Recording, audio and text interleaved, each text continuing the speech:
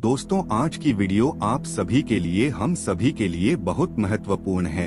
आप सभी के अक्सर कमेंट बॉक्स में प्रश्न आते रहते हैं अपनी समस्याओं को लेकर कि कुछ लोगों को संतान प्राप्ति में बाधा है या कुछ लोगों की संतान तो है लेकिन संतान हमेशा बीमार रहती है, वह संतान की कामयाबी में बाधा हो रही है या फिर संतान गलत रास्ते पर चली गई है, तो क्या करें? इसके लिए आप लोग प्रश्न करते हैं। इसके साथ ही कुछ लोगों को विवाह में बाधाएं आ रही हैं।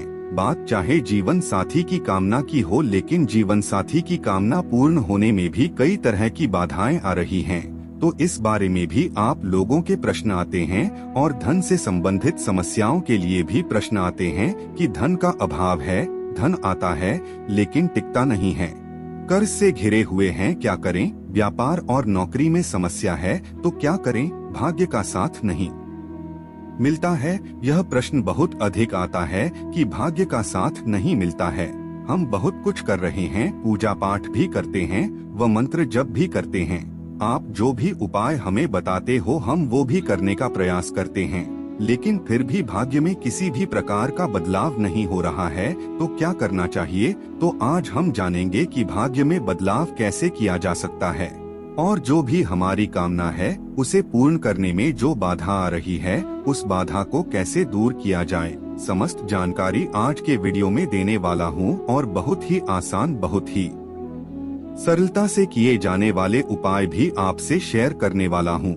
लेकिन हाँ, एक रिक्वेस्ट अवश्य है कि जब भी आप कोई भी उपाय करते हैं मन में पूरी श्रद्धा भावना से उपाय करें। और दूसरी चीज की जब भी हम कोई उपाय करते हैं, छोटे छोटे जो हम रेगुलर जो मैं आपको उपाय बताता रहती हूँ, चाहे धन प्राप्ति के लिए, विवाह के लिए या संतान प्राप्ति के लिए या और भी जीवन की जो समस्याएं होती हैं उनसे निपटने के लिए जो हम उपाय करते हैं उसका लाभ हमें बहुत शीघ्र प्राप्त नहीं होता है। बहुत शीघ्र से मतलब कि हम एक बार उपाय करें और हम ये सोचें कि तुरंत हमें अगली बार उसका फल प्राप्त हो जाएगा। देखिए, इतना आसान नहीं होता। इस धराधाम पर जो भी मनुष्य आया है, जो भी जीव आया है, अपने प्रारब्ध का फल भोगने आते हैं। हम तो जब हमारे प्रारब्ध इतने कठोर होते हैं जिनका कटना थोड़ा मुश्किल होता है, तो उसके लिए उपाय भी हमें लंबे समय तक करना पड़ता है। कई बार कई लोगों को आपने देखा होगा कि वो एक ही बार उपाय करते हैं या एक ही बार कोई पूजा पाठ इत्यादि कर लेते हैं और शीघ्र ही उन्हें लाभ होता है। इसका मतलब होता है कि उनके प्रारब्ध मतलब उनके द्वारा किए गए जो पूर्व जन्म के कर्म थे, पुण्य कर्म, वो कई ज्यादा थे पाप कर्मों की बजाय। तो जब हम छोटे छोटे ये उपाय करते रहते हैं, जैसे कि मैं बताता हूँ या कोई भी दूसरे पंडित या से आप मिलते हैं, वो जो उपाय बताते हैं छोटे छोटे उन्हें करते रहना चाहिए। इससे क्या होता है, पुण्य फल अर्जित होते हैं, पुण्य फल संचित होते हैं। जब हमारे पुण्य फलों की संख्या अधिक होगी तो पाप कर निश्चित ही नष्ट होते हैं और फिर शीघ्र ही हमारी कामना पूर्ण होती है। लेकिन तब तक हमें प्रयास करते रहना चाहिए पूरे धैर्य के साथ। ये तो निश्चित है कि जो आप एक दिया भी जला रहे हैं भगवान के सम्मुख, तो उसका फल आपको अवश्य ही प्राप्त होगा। निश्चित किए गए कर्मों का, चाहे अच्छे कर्म हो या बुरे कर्म हो, उसका फल प्राप्त होता ही है। लेकिन आप जो धैर्य खो देते हैं कि हमने 4 बार दिया जलाया लेकिन भगवान ने कुछ नहीं किया, तो 5वीं बार क्यों जलाए? ऐसा मत करिए। आप निरंतर भगवान की शरण में बने रहिए। कुछ समय बीतने के बाद जब प्रारंभक कटता है और उसके बाद हमें एक बड़ा बदलाव अपने जीवन में निश्चित दिखाई देता है, तो इसके लिए हमें शरण में लगे रहना पड़ता है। छोटे उपायों के द्वारा हम भगवान से जुड़े रहते हैं, कनेक्टेड रहते हैं, जिससे कि हमारी कामना पूर्ण होने में हमें कामयाबी प्राप्त होती है। भगवान की कृपा ली जाती है हमें और हमारी जो भी मनोकामना होती है वो पूर्ण हो जाती है। दोस्तों, भाग्य में बदलाव के लिए देवगुरु बृहस्पति की आराधना करनी चाहिए। धन, संतान, विवाह, जीवन में सुखों के कारक होते हैं। देवगुरु बृहस्पति भाग्य के प्रबल कारक होते हैं। देवगुरु बृहस्पति धन संचय के कारक होते हैं। देवगुरु बृहस्पति, तो जब हम बृहस्पति की करते हैं, बृहस्पतिवार के दिन बृहस्पति देव की पूजा आराधना करते हैं, तो इससे हमारे भाग्य में बदलाव होता है। धन संबंधी समस्याओं से भी मुक्ति मिलती है। संतान संबंधी जो बाधाएं होती है वो भी दूर होती है। विवाह में किसी भी प्रकार की कोई बाधा हो, चाहे विवाह होने में बाधा हो रही हो, दंपत्ति जीवन में परेशानी हो रही हो, मतलब विवाह हो जाए उसके बाद भी पति पत्नी के रिश्तों में मधुरता नहीं है, तो भी देवगुरु बृहस्पति की आराधना करने से दाम्पत्य जीवन मधुर होता है। सिर्फ देवगुरु बृहस्पति की हम आराधना करें तो इससे ही हमारे जीवन की लगभग समस्त समस्याएं समाप्त हो जाती है। तो किस प्रकार से हम देवगुरु बृहस्पति की आराधना कर सकते हैं? बहुत सरलता से ऐसा क्या करें जिससे कि बृहस्पति हमारा मजबूत हो और जो हमारे जीवन में बाधा हो वह दूर हो। जब बृहस्पति अच्छे होते हैं तो भाग्य का हमारा साथ मिलता है। चाहे छोटा सा भी हम कोई काम करते हैं उसमें हमें बड़ी कामयाबी प्राप्त होती है। बृहस्पति हमारी जन्म कुंडली में अच्छा है। देखिए, अगर जन्म कुंडली में बृहस्पति अच्छे हैं तो उनके जीवन में कामयाबी प्राप्त होती है, उन्हें सभी प्रकार के सुखों की प्राप्ति होती है। और अगर हमारे देवगुरु बृहस्पति कमजोर है जन्म कुंडली में, तभी इस प्रकार की बाधाएं आती है। तो इसके लिए क्या करना चाहिए? सप्ताह का सबसे शुभ दिन माना जाता है दोस्तों गुरुवार का दिन, बृहस्पतिवार का दिन, और बृहस्पतिवार के दिन बृहस्पति देव की पूजा की जाती है। जन्म के सर्वाधिक शुभ ग्रह माने देव गुरु बृहस्पति, तो गुरुवार के दिन इनकी आराधना करें तो शीघ्र ही हमारे जीवन से समस्याएं दूर हो जाती है। किस प्रकार से करना चाहिए? देखिए, आज मैं कुछ बहुत सरल उपाय बताने वाला हूं जिससे आप अवश्य कर पाएंगे, और ये सभी उपाय आपको हर गुरुवार को करना है, निरंतर करते रहना है। अगर आप चाहते हैं कि आपके जीवन में बदलाव हो, और निश्चित ये दावा है बदलाव तो होकर ही रहता है, हमारे मन में विश्वास हो, और बिना विश्वास के भी अगर आप इस काम को निरंतर करते रहेंगे ना तो इसका रिजल्ट तो आपको मिलेगा ही, लेकिन विश्वास से करते हैं तो उसका फल हमें कहीं अधिक प्राप्त होता है, शीघ्र प्राप्त होता है। क्या करना चाहिए? देखिए, गुरुवार के दिन केले के वृक्ष की पूजा करना, केले के पौधे की पूजा करना सबसे श्रेष्ठ होता है। तो केले के पेड़ में आपको जैसे कि सुबह के समय स्नान इत्यादि करने के बाद केले की जड़ में थोड़ा सा जल अर्पित करें। जल के आपको एक पीला पुष्प मिल जाए तो पीला पुष्प अर्पित करें। पीला चंदन केले की जड़ में अर्पित करना चाहिए। इसके साथ ही हल्दी अवश्य अर्पित करें। आज जो मैं आपको उपाय बता रहा हूँ सिर्फ हल्दी से जुड़े उपाय है, और यकीन मानिए सर्वाधिक शुभ चीज जो होती है वो हल्दी होती है। जीवन में हम किसी भी शुभ कार्य के लिए हल्दी का प्रयोग सबसे पहले करते हैं।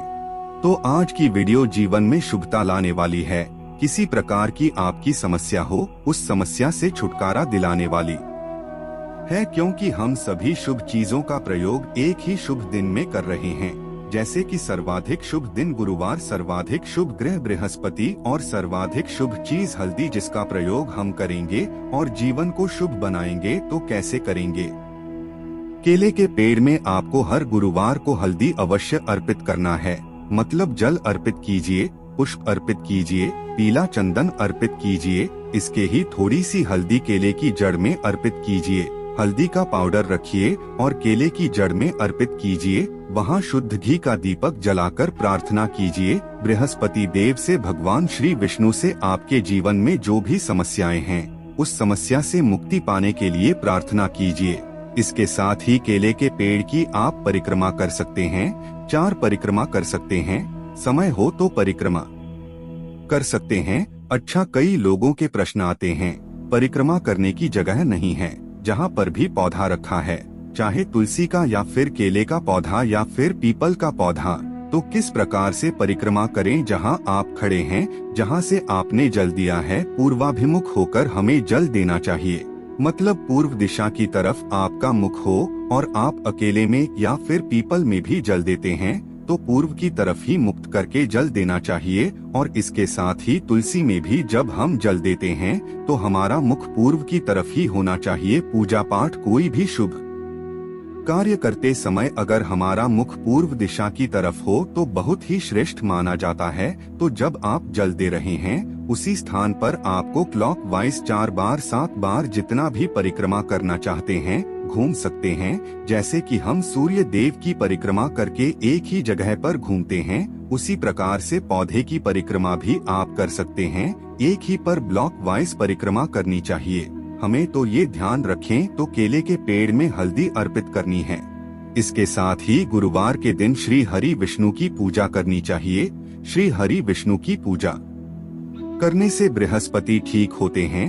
धन संबंधी, संतान संबंधी या विवाह संबंधी कोई भी बाधा हो दूर हो जाती है। तो श्री हरि विष्णु की जब आप पूजा करते हैं, शुद्ध घी का दीपक प्रज्वलित करें तो उसमें भी थोड़ी सी हल्दी अवश्य डालिए। इसके ही आपको आज श्री हरि विष्णु का अभिषेक जरूर करना चाहिए। अगर आपके पास मूर्ति है भगवान श्री हरि की, तो कोई भी भगवान श्री हरि विष्णु का स्वरूप आपके पास हो, जैसे कि लड्डू गोपाल जी हो, शालिग्राम हो या चतुर्भुज भगवान श्री हरि हो, तो उनको आप अभिषेक कीजिए। तो इसके लिए आपको शुद्ध जल चाहिए, थोड़ा सा गंगा जल चाहिए और आप उसमें थोड़ी सी हल्दी मिला लीजिए, एक चुटकी हल्दी, और इस हल्दी के जल से भगवान श्री हरि विष्णु का अभिषेक कीजिए। ओम नमः वासुदेवाय नमः, ओम नमो भगवते वासुदेवाय नमः। इस मंत्र का उच्चारण निरंतर करती रही है जब तक आप भगवान श्री विष्णु की पूजा कर रहे हैं। और फिर आप इस जल से अभिषेक कीजिए।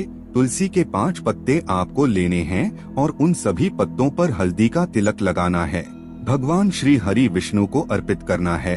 हर गुरुवार को आपको ये करना है।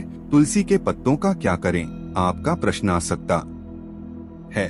उसी के पत्ते हमने भगवान श्री हरि विष्णु को अर्पित किए हैं। ये प्रसाद स्वरूप आप ग्रहण कर सकते हैं। नहीं करना चाहते हैं तो आप इसे विसर्जित कर दीजिए। जहाँ पर भी आपके घर में थोड़ी सी कच्ची मिट्टी हो, गमला हो, आप इस पत्ते को अगले दिन यानी कि गुरुवार को आप पूजा करें। शुक्रवार के दिन ये उठाकर और आप किसी मिट्टी में दबा दीजिए जिससे कि किसी का पैर ना पड़े। तो इस प्रकार से ये पत्ते प्रयोग किए जा सकते हैं, जैसे कि पूजा के बाद। लेकिन हर गुरुवार को तुलसी के 5 पत्तों पर हल्दी का तिलक लगाकर श्री हरि विष्णु के में अवश्य अर्पित करें। इससे आपके जीवन में आ रही समस्त बाधाएं, समस्त प्रकार के पाप कर्मों से मुक्ति मिल जाती है। भगवान श्री हरि विष्णु को जब हम तुलसी अर्पित करते हैं तो प्रारंभ अगर हमारा कितना भी खराब हो, जिसकी वजह से हमें भाग्य का साथ नहीं मिल रहा या फिर संतान प्राप्ति नहीं हो रही, विवाह में बाधा हो रही है, धन का संचय नहीं हो पा रहा, कर्ज में फंसे हैं, कोई भी समस्या हो आपकी, अगर आप हर गुरुवार को तुलसी के 5 पत्ते भगवान श्री हरि विष्णु को इस प्रकार से अर्पित करते हैं पूजा बाद, तो यकीन मानिए बहुत शीघ्र प्रारंभ कट जाता है और शीघ्र ही भाग्योदय होता है। समस्त प्रकार की समस्याओं से मुक्ति मिल जाती है। तो ये आपको हर गुरुवार को अवश्य करना है। अगला जो कार्य जो आपको हर गुरुवार को करना है, तुलसी में जल देना है। अब ये तुलसी में जल तो सभी देते हैं, लेकिन तुलसी में भी जब आप जल देते हैं तो गुरुवार के दिन सुबह थोड़ा सा कच्चा दूध अवश्य लें। अगर आपके पास उपलब्ध हो तो, ना हो तो क्या करें, ना हो तो कोई बात नहीं। शुद्ध जल भगवान श्री हरि विष्णु को जैसी पूजा किए हैं वैसे ही आप शुद्ध जल से तुलसी को भी सींचे। तुलसी में थोड़ा सा गंगा जल और शुद्ध जल मिलाकर अर्पित करें और थोड़ी सी हल्दी तुलसी की जड़ में भी अवश्य चढ़ाएं। हर जगह आपको हल्दी का प्रयोग इसलिए बता रहा हूं कि जीवन में शुभता आए, बृहस्पति आपका मजबूत हो। देखिए, हर चीज ऐसे ही नहीं समाप्त होती है, हमें उसका कुछ ना कुछ एक ठोस उपाय करना पड़ता है, जिससे ग्रह में बल आए। जब ग्रह में बल आता है तो हमारे जीवन में बदलाव होता है। इसलिए आज हल्दी का प्रयोग करें, हर पूजा में करें तो तुलसी में भी जल्द दूर दें। और जल देते हैं तो हल्दी जरूर अर्पित करें। तुलसी में पीला चंदन अर्पित किया जाता है। याद रखें, सिंदूर नहीं लगाया जाता है तुलसी को। तो तुलसी के जब आप पूजा करते हैं आप धूप जलाएं वहां पर, और उसके साथ ही अगरबत्ती जलाकर और तुलसी माँ की पूजा करें सुबह के समय। और उसके बाद आप थोड़ी सी हल्दी जरूर उनको अर्पित करें। पुष्प हो तो पुष्प अर्पित करें। विधि विधान से पूजा करें तुलसी की। तुलसी के पास बैठकर आप चाहें तो नमो भगवते वासुदेवा नमः इस मंत्र का जप कर सकते हैं, या अगर आप चाहें तो तुलसी के मंत्र का भी जप कर सकते हैं। तुलसी देवी ने यथासंभव जितना भी आपके पास समय हो 5 बार 7 बार 11 बार या समय हो तो 108 बार तुलसी की पूजा से भगवान श्री हरि विष्णु की कृपा मिलती है। तुलसी पूजा से दुख दर्द था दूर होती है। तुलसी की पूजा से घर में सुख समृद्धि आती है, संतान की प्राप्ति होती है, सौभाग्य की प्राप्ति होती है, विवाह में आ रही बाधाएं दूर होती है। मतलब तुलसी ही एकमात्र ऐसा पौधा है जिसकी पूजा करने मात्र से समस्त प्रकार के पाप कर्मों से मुक्ति मिल जाती है और समस्त प्रकार की कामनाएं मात्र तुलसी पूजन से पूर्ण हो जाती है। इसलिए घर में तुलसी अवश्य होनी चाहिए, अगर नहीं तो घर में लाकर लगा दीजिए। गुरुवार या शुक्रवार, सोमवार किसी भी दिन तुलसी लगाई जा सकती है। किसी भी शुभ दिन पर तो गुरुवार और शुक्रवार के दिन श्रेष्ठ होता है। तुलसी घर में अगर नहीं है तो अवश्य लाकर लगा दीजिए और प्रतिदिन पूजा कीजिए। सुबह शाम, मतलब सुबह जल अर्पित करें, शाम को दीप दान करें। इतने मात्र से भी समस्याएं दूर हो जाती हैं। आशा है कि आज की इस प्रस्तुति में बताई गई जानकारी आपको अच्छे से समझ आ गई होगी। वीडियो अच्छा लगा हो तो एक लाइक अवश्य कर दें। धन्यवाद वीडियो के अंत तक बने रहने के लिए।